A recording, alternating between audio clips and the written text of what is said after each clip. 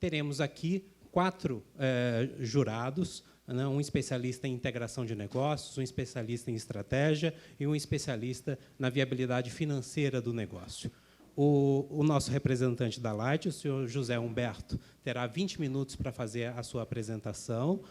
Depois, os jurados terão 20 minutos para fazer perguntas específicas e ouvir as respostas. E depois, todos terão a oportunidade de discutir o caso que será aqui apresentado.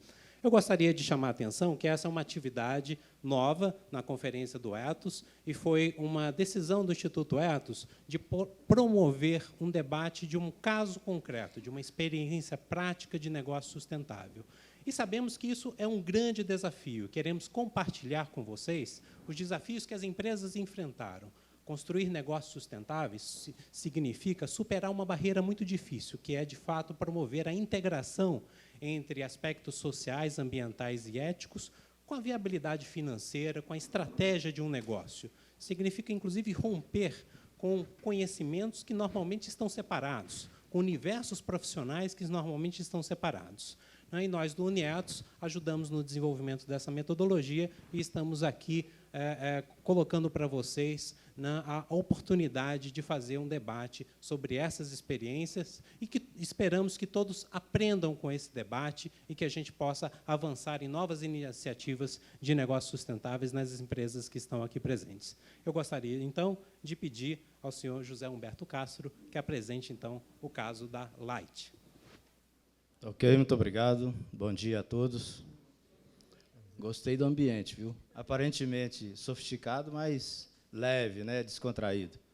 Paulista não é fácil, não, né? Mas eu gostaria, inicialmente, de agradecer ao Instituto Ethos, porque é uma oportunidade única de apresentar um caso nosso, lá do Rio de Janeiro, da Light, e ter pessoas aqui, só pelo fato de estar aqui, a gente pode considerar pessoas iluminadas, e que a gente ter essa oportunidade de receber as críticas, né, de levantar, de ver por quê, o que não está funcionando, o que pode melhorar, né?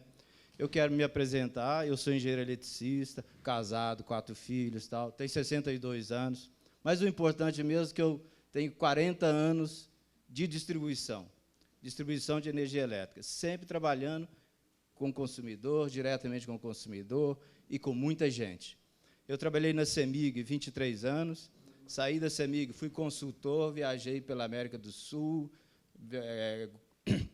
Colômbia, Venezuela, América Central, eu conheci alguns países também, no Panamá eu fiquei 2 anos, e sempre olhando esse problema de mercado, de característica de mercado, e, ultimamente, nos últimos 4 anos, eu trabalhei, fui presidente da Companhia Energética de Pernambuco, que é outro mercado, outra situação, e, nos últimos 3 anos, fui convidado para estar diretor da Light Rio, Light no Rio de Janeiro. São 3 anos que eu fiquei, e, por motivos familiares, minha esposa falou assim, olha, ou você ou ela. Aí eu falei, bom, é melhor eu ficar com a minha esposa, né? Ou a Light ou eu. Aí eu falei, é melhor, por juízo, ficar com a minha esposa. Aí eu pedi para sair da diretoria, mas os acionistas pediram, não, dê continuidade a esse projeto. Eu fui contratado como consultor, estou há 3 meses nesse projeto. É um projeto igual o atleticano ganhou a Libertadores da América. Eu acredito. Por isso que eu estou aqui. Tá certo? Bom, eu quero, inicialmente, falar para vocês o seguinte, dar um contexto, o que é o Rio de Janeiro. Para quem não conhece, dar um contexto. E rápido, porque senão não posso perder tempo, porque eu tenho que apresentar o projeto, né? O Rio de Janeiro, a área de concessão da Light Rio, por incrível que pareça, não é o Rio de Janeiro inteiro. É a cidade do Rio de Janeiro, que pega aqui oeste, leste, oeste da cidade de Rio de Janeiro, o centro-sul, pega a Baixada Fluminense, famosa Baixada Fluminense, e pega o Vale do Paraíba. São 31 municípios, 4.100.000 consumidores. Que características tem a concessão do Rio de Janeiro? A Vale do Paraíba é uma área de concessão bem comportada. Perdas de energia, 2%. Inadimplência, muito pequena. A área centro-sul, que é Leblon, Ipanema, Barra, tal ali, também bem comportada, e perda em torno de 3%. Porém, Baixada Fluminense, aqui, oeste do Rio e leste do Rio, não são comportadas. Tá certo? É um problema complicado. É um problema complicado não só pelas comunidades do Rio de Janeiro, mas também pelas chamadas milícias do Rio de Janeiro. Então, cuidar desse mercado não é simples. Tá? Bom, só para ter ideia do tamanho das perdas do Rio, são 6.000 gigawatt-hora ano. Isso é energia para fornecer energia para os consumidores do Espírito Santo. A Light perde a energia do Espírito Santo todo ano. São 22% do mercado próprio da Light é perdido. Isso significa não faturar 2 bilhões por ano. Isso é uma mina de ouro. A concessão do Rio de Janeiro é uma mina de ouro. Só que o ouro é muito difícil de achar e de encontrar. Né? E tem esse conceito do Zeni Ventura, que o Rio de Janeiro é uma cidade partida. E realmente é uma cidade partida. Se pegar essa fotografia aqui, lá do Rio, do Alto da Rocinha, isso aqui não é montagem, não. Isso aqui é real, é só partir a cidade aqui. Aqui está a região formal do Rio de Janeiro.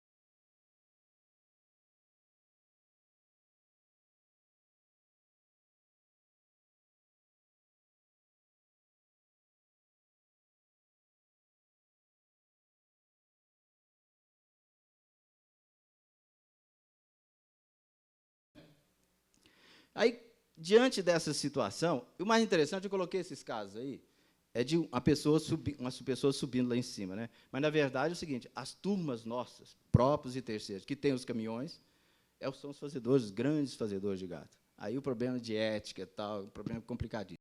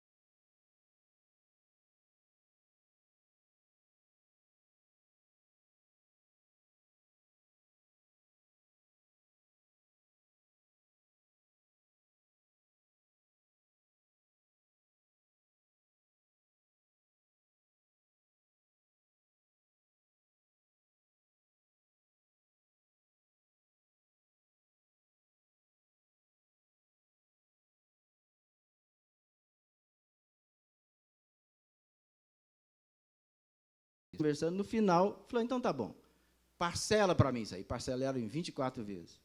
24 vezes.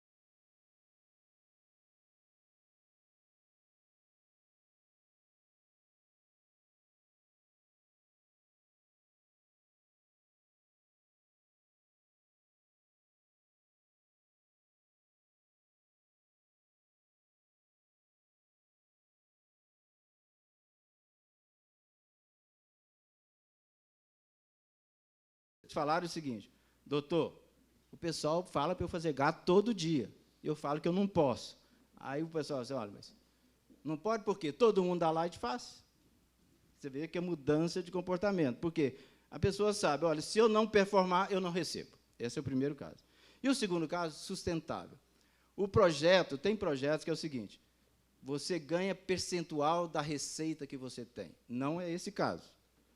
Nesse caso, você chega a um nível de remuneração máximo se você chegar ao resultado excelente, perda zero, inadimplência zero.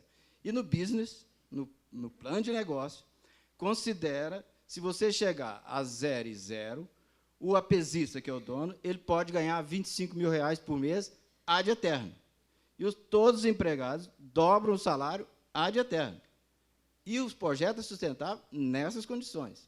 Não é, não. Aí o que pode acontecer? A ANEEL, a agência reguladora, falar o seguinte: não, você está gastando muito para combater perdas. Aí cabe a nós, concessão, falar assim: olha, para combater as perdas no Rio de Janeiro de forma eficaz, eu tenho que gastar um pouco mais.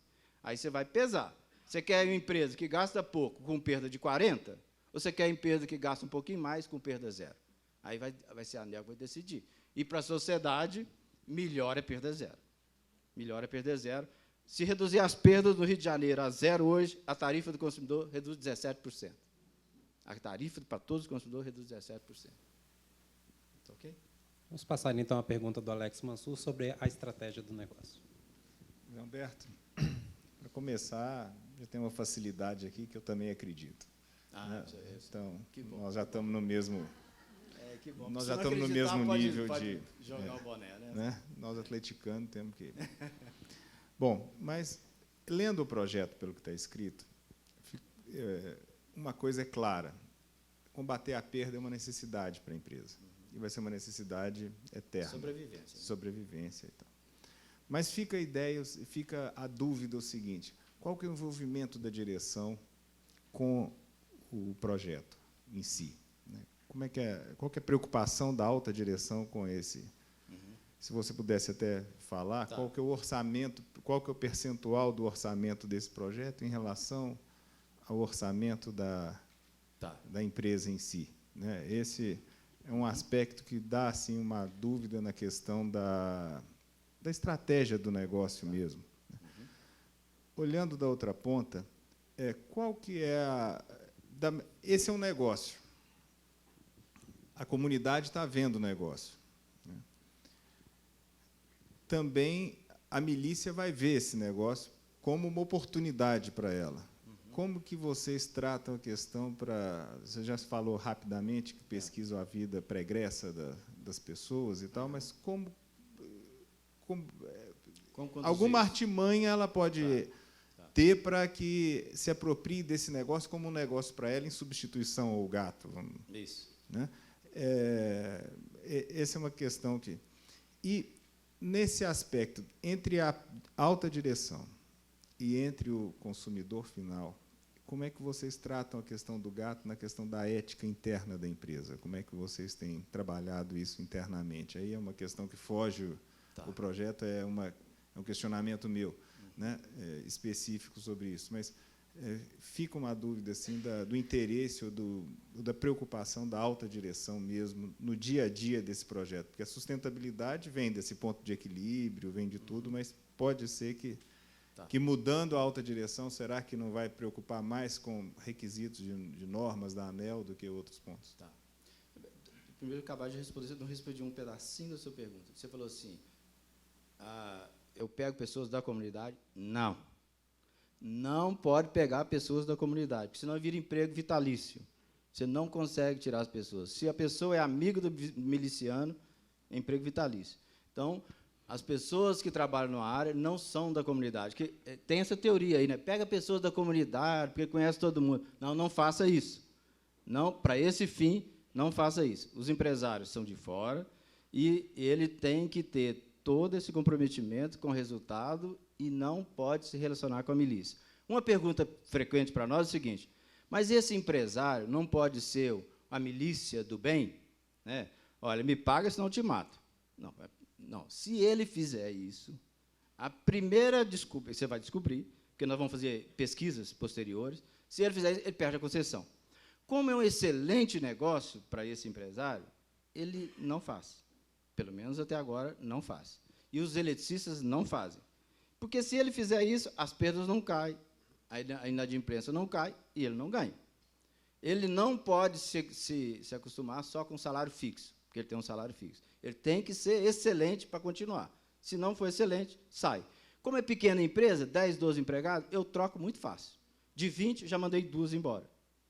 Uma porque estava tratando mal os empregados, e a outra porque o cara desistiu. Falei, não quero mais isso aqui, é muito complicado. Eu falei, então pode ir embora. Tá certo? Bom, sobre a estratégia empresarial. Esse projeto nós começamos há 2 anos e meio atrás.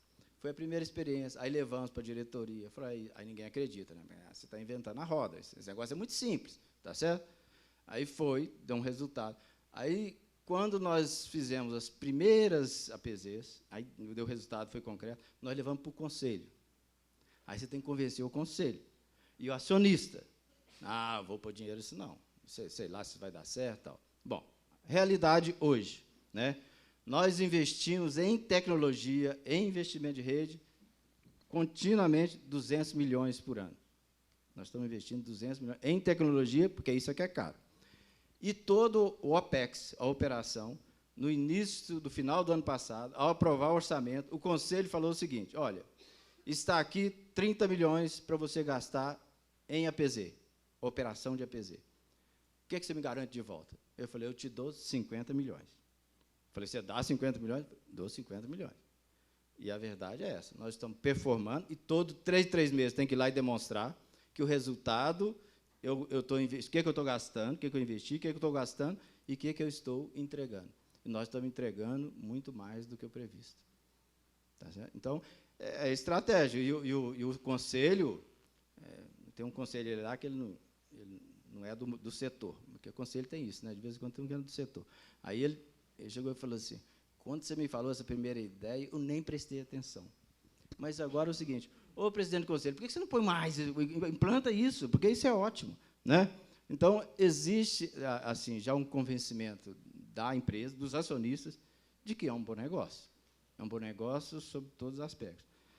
As outras vantagens, de imagem, essas coisas, o relacionamento, nós gastamos por ano na Light 50 bilhões em causas na justiça. Nessas APZs, a causa da justiça é próximo de zero. Então, você imagina uma concessionária com 150 APZs. Nós vamos economizar um absurdo de causas na justiça. Causa na justiça é consumidor infeliz, é consumidor bravo, é consumidor irritado. Né? E dá trabalho. Se você considerar todos esses cursos paralelos aí de um relacionamento saudável, de cidadania, é um resultado extraordinário. Mas isso nós não colocamos no business, porque não tem jeito de medir. Né? Gustavo Pimentel, sua última pergunta, por favor. Perfeito. Zé Humberto, parabéns aí pela apresentação do caso. Como morador do Rio de Janeiro, a gente tem sempre Você sabe bem, né? Um pouco de história para contar, também como consumidor. Né?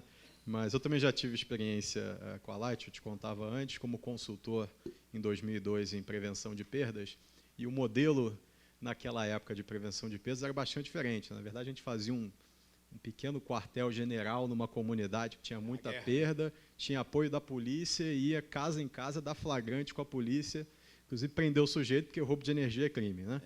E, enfim, pelo jeito, essa estratégia não funcionou tão bem. Então, como consultor hoje, eu espero te dar conselhos melhores do que naquela época.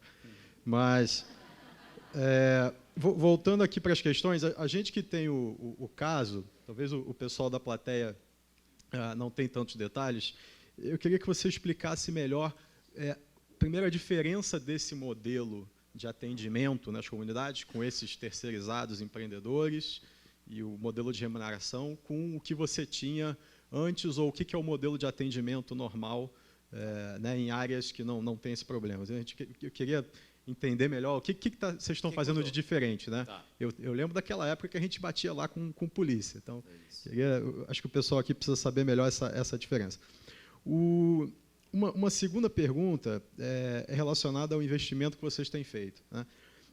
O setor elétrico, tradicionalmente, tem muitas verbas reguladas, né, pela própria ANEEL, para que sejam investidos em projetos, como, por exemplo, de eficiência energética.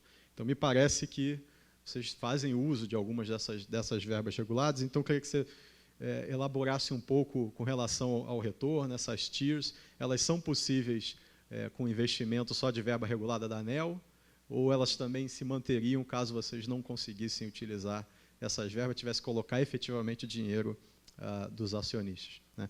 E, por último, se esse modelo de atendimento realmente é tão bom, funciona, você consegue replicar essa lógica, esse conceito de atendimento para outras áreas?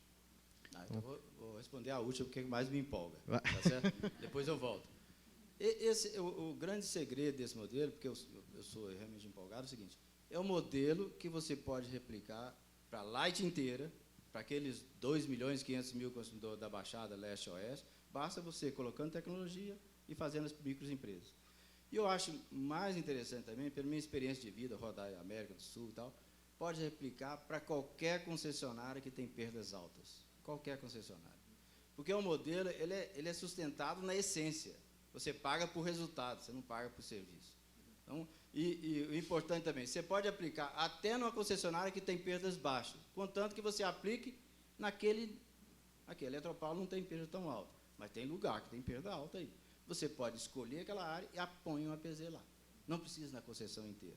Né? Você pode aplicar isso na América do Sul inteira, todo o país. Agora, isso não funciona na Inglaterra, tal, porque lá o cara não vai entender. Né? Por que você tem que pôr gente para cuidar do medidor? Não vai entender. Esse é o problema.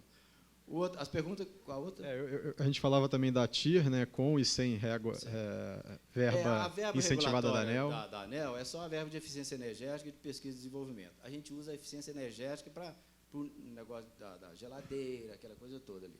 No sentido de, é mais um afago ao consumidor, porque efetivamente não tem resultado extraordinário. Eu quero dizer que é muito mais assim, amortecer a ira do consumidor por você chegar agora e vai medir a energia toda e vai cobrar dele. Esse é um modelo. Mas não é muito, essa verba não é muito. O investimento que a gente aplica em rede, em tecnologia, é muito maior. Tá certo? O projeto se sustentaria só com o investimento da laje. Investimento OPEX, CAPEX e OPEX. Mas sem essa verba que troca os equipamentos e que ajuda a realmente reduzir o consumo e tornar a conta pagável, será que o consumidor, enfim, teria a mesma resposta? Vocês têm comparações disso com em outras áreas? Porque às vezes as pessoas acham que essa verba aí é dinheiro, muito recurso, tá certo? Você pode gastar. Não. Isso você distribui 1.000 geladeiras. Distribuiu 1.000 geladeiras em 2.500.000 consumidores. Né? Você trocar 300.000 lâmpadas. Aí você troca as lâmpadas, o cara, em vez de usar a lâmpada, vende a lâmpada. Tá certo? Não, e outra coisa, você só pode fazer essa bondade, a bondade entre aspas, para quem tem o NIS, Número de Inscrição Social. Sabe quantas pessoas têm NIS em 4.100.000 consumidores na Light Rio? 160 mil.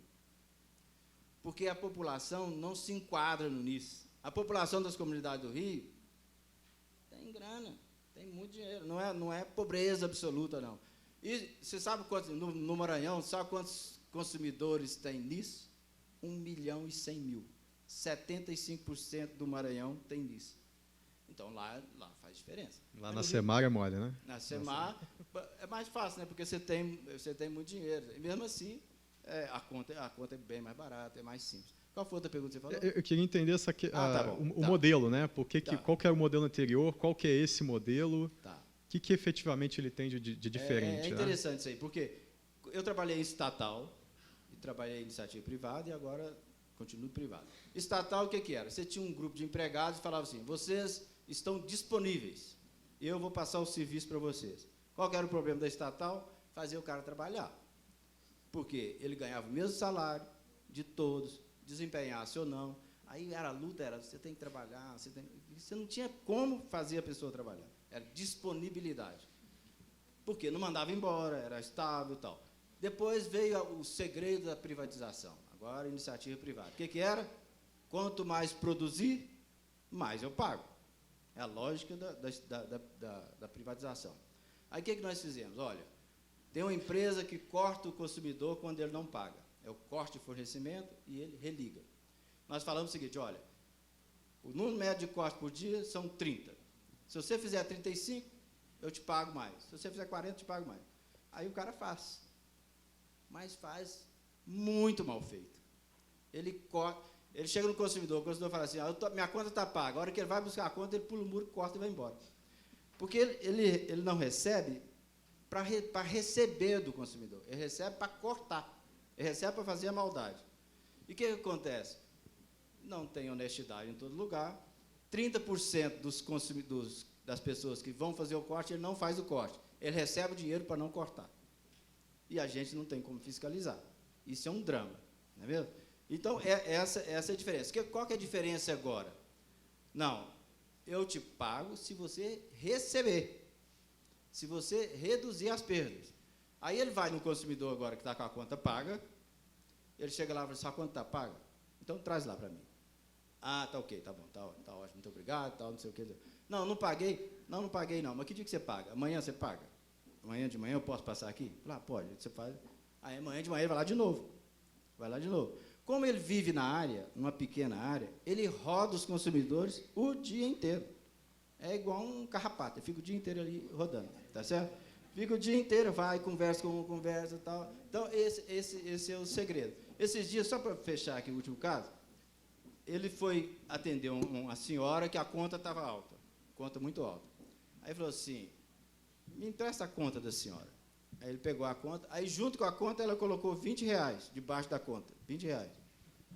Aí ele pegou, falei, minha senhora, esses R$20 a senhora colocou por engano, isso aqui é da senhora. Não, é seu. Não, isso não é meu, não, isso é da senhora, isso é da senhora.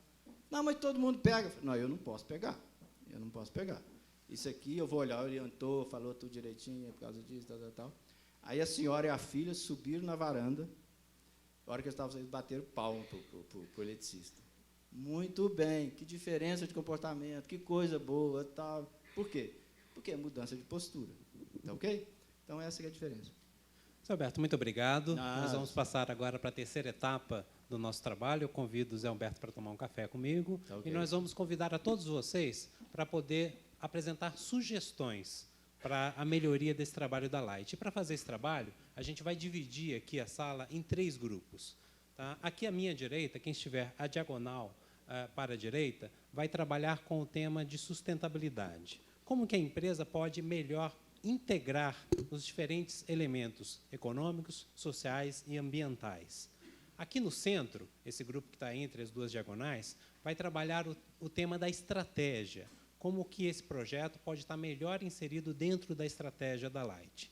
E aqui à minha esquerda, esse grupo vai discutir a modelagem financeira desse projeto. E os consultores vão estar disponíveis aqui, circulando nas mesas e coletando sugestões que vocês fizerem, e depois a gente volta do café e vai ouvir, então, cada consultor vai apresentar as sugestões que vocês discutirem e apresentarem para a gente. Tá ok? E nós teremos 15 minutos, vai ser muito breve essa discussão, e eu peço também que vocês, ao final, preencham a ficha de avaliação, tá? E depois será recolhida em cada mesa. Muito obrigado. Juízo, hein, gente?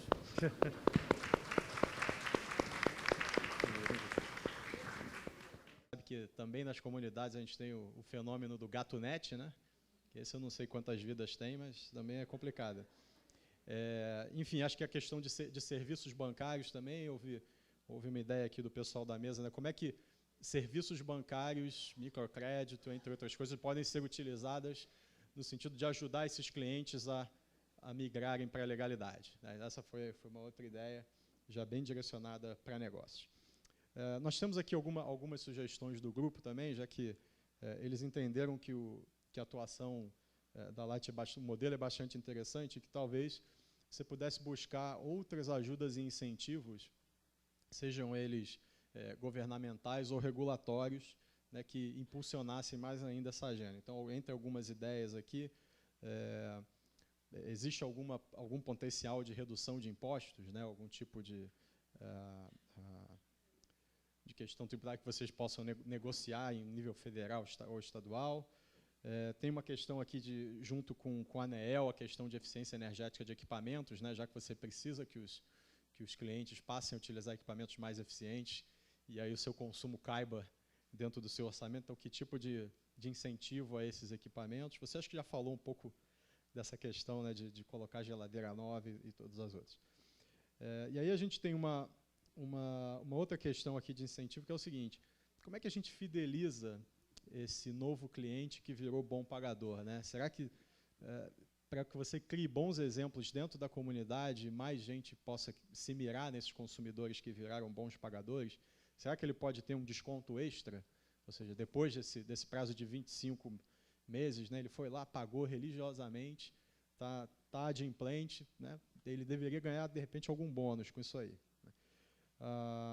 E acho que uma outra avenida aqui de sugestões seria com relação a pensar no impacto social e ambiental dessas medidas, né? Então, em que ponto vocês podem incluir ações de educação e prevenção, então trabalhando nas comunidades, dentro das escolas, das associações locais, de maneira a criar essa cultura da legalidade também desde a base, né? E, além disso, o pessoal pressionou bastante aqui por ideias apesar de você ter explicado alguns motivos para não fazê-lo, né, como é que você gera renda dentro das comunidades, né? Ou seja, então, de repente, será que uma equipe, empreendedores de uma comunidade vão ter a concessão da área de uma outra comunidade, numa outra região? Será que isso é possível? Ou que outros tipos né, de empreendimentos podem ser tocados dentro da própria comunidade? Isso aqui acho que é um resumo das ideias. Acho que tem coisas aí bastante de negócio, curto prazo, regulatório, fiscal, e também pensar um pouco aí no engajamento mais amplo da comunidade, né? Então, obrigado aos grupos aqui. Muito obrigado, Gustavo, e todos vocês que apresentaram as sugestões. Vou passar, então, para a Denise. Agora acho que eu já consegui digerir um pouco todas as informações. Acho que um comentário geral que eu ouvi em várias mesas é a sensação de que os indicadores não estão atingindo todas as dimensões que precisariam atingir. A gente conversou bastante aqui sobre o modelo de negócio, indicadores econômicos. Há uma percepção que veio em diversas conversas sobre a falta de indicadores sociais ou mesmo ambientais que demonstrem a melhoria da qualidade de vida, ou a melhoria da condição de vida dessas pessoas, dessas famílias, dessas residências. E aí, com isto, vieram vários comentários sobre, por exemplo, acho que uma questão que se coloca um pouco como talvez ambígua ou controversa é a contratação dos fornecedores que não sejam da comunidade, que eu acho que você tem um ponto. E aí o desafio que se trouxe foi como é que, então, se estimula o empreendedorismo local, como é que se estimula a geração de renda no local, que é até uma questão no médio e longo prazo que impacta a taxa de inadimplência de vocês. Talvez a solução, integrando isso a outros serviços ou fazendo com que seja um canal para distribuição de outras ferramentas de desenvolvimento, a gente consiga atingir isso. Também veio bastante sobre uma intervenção mais estruturada do ponto de vista de desenvolvimento local, algumas coisas no sentido de oficinas, desenvolvimento de conteúdos, uma chamada da comunidade, educação da comunidade em termos de garantir esse enraizamento ético, mas também conteúdos e conhecimentos que podem ajudá-los a ter uma melhor qualidade de vida, como segurança, eficiência energética e coisas dessa linha. Trouxe até dos grupos trouxe uma ideia de uma campanha de mobilização da comunidade em torno do projeto de vocês e que pudesse gerar um senso de pertencimento, um senso de participação maior em torno do projeto. Houve um comentário que eu achei, que acho que vale você trazer o seu ponto de vista depois, que é sobre a questão do ponto zero, da perda zero, da inadimplência zero. O quanto que isso é realmente atingível. Então, será que o empreendedor não fica naquela busca insana por esse resultado que, realisticamente, talvez não seja nunca atingível? E o quanto que o que está acontecendo, você falou muito das APZs e o exemplo ético que existe dentro da APZ e como que isto é trazido para dentro da Light. Por quanto tempo, o que vocês estão fazendo para evitar que ainda exista na APZ o prestador de serviço legal que não aceita propina e na Light o prestador de serviço que ainda aceita propina e que tem 30% aí de roubalheira na história. E um último ponto, que eu não sei se vocês já fizeram ou não, foi trazido uma proposta de uma pesquisa para diagnosticar o que, de fato, está impactando na qualidade de vida da comunidade, o trabalho que vocês estão fazendo, algum diagnóstico, algum estudo nessa linha. Acho que é isto. Muito obrigado, Denise. Alex, quais foram as sugestões que você recebeu? Os comentários que eu vi foram muito semelhantes aos que já comentaram aqui. E fica também a questão da sugestão da melhoria da comunicação do projeto, né? Tem pessoas que eu vi aqui que são do Rio de Janeiro, não conhecem o projeto, e na perspectiva da possibilidade de haver uma redução na sua conta de luz, aquilo que a gente conversava aqui quando terminou, um projeto feito dessa forma, ela ganha ainda uma dimensão econômica de todos naquela perspectiva da contribuição coletiva para a sustentabilidade do próprio projeto, né? O compartilhamento do sucesso do projeto, também, que foi dito, né, da corresponsabilidade, chamaram de corresponsabilidade, onde poderia se retornar para aquela comunidade parte do ganho obtido do projeto, que pudesse retornar em torno de ações sociais da própria Light e tudo, porque o que se percebe é que, no momento que a APZ ela teve seu papel, ela está ganhando todo um apoio, ela se organiza, ali o microempresário ele começa ali uma vida, né, para ele toda organizada, onde ele tem garantido ali o pagamento dele, mas também houve ali um distanciamento da própria Light com a comunidade, né? Nessa conversa sobre perdas, sobre gatos, etc. e tal, ficou terceirizado esse processo, né? Então, se tivesse uma forma de haver uma integração, uma proximidade da Light com o consumidor, né, fica aí uma dessas sugestões. Quanto a essa questão do funcionário da Light, que ainda está propenso à propina, etc., já se pensaram na possibilidade dele ser uma pessoa do APZ ou não, né? Então, dele ser incorporado ao projeto.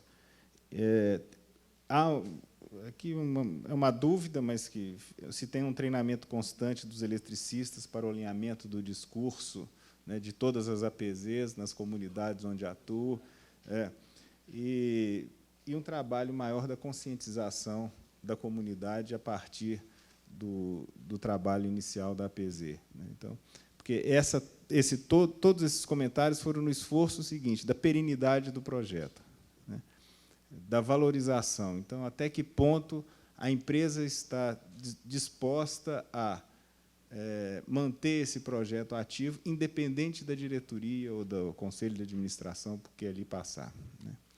Bom, esses foram os comentários que percebemos. Obrigado, Alex. Eu agradeço a todos os participantes, as sugestões que vocês deram, espero que sejam muito úteis para o desenvolvimento do trabalho da Light. Gostaria de agradecer ao José Humberto pela presença e pela disponibilidade de apresentar o seu projeto. Agradeço a Denise, ao Alex e ao Gustavo. E eu gostaria de também agradecer a todos os membros da comissão julgadora. Uma rede de especialistas do UNIETS foi mobilizada para avaliar todos os casos que foram apresentados. Eu agradeço ao Cláudio Andrade, a Cristina Fedato, ao Cyril Bellier, ao Marcelo Linguitti, a Norma Fernandes, a Renata Brito, a Tarsila Reis, a Andréa Marques, ao Márcio Reis, ao Sérgio Mancini, ao Maurício Turra, a Márcia Belotti, a Sônia Loureiro, a Thelma Moretti, a Vânia Marques e a Cíntia Carla Tacada. Bom, muito obrigado a todos e esperamos encontrar vocês na próxima sessão.